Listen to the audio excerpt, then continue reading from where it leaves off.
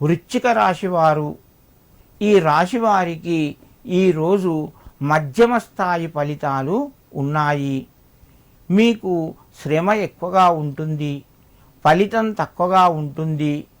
కానీ దగ్గరి బంధువుల ద్వారా మీకు ఆర్థికంగా సహాయ సహకారాలు అందుతాయి. మీ ప్రయత్నాలు పూర్వము చేసినటువంటి ముందు చేసినటువంటి పనులకు సంబంధించి ఒక శుభవార్తను వింటారు. మీకు ఈరోజు మిత్రుల సహకారం వలన నూతన పెట్టుబడులకు సంబంధించిన ఆలోచనలు కలుగుతాయి.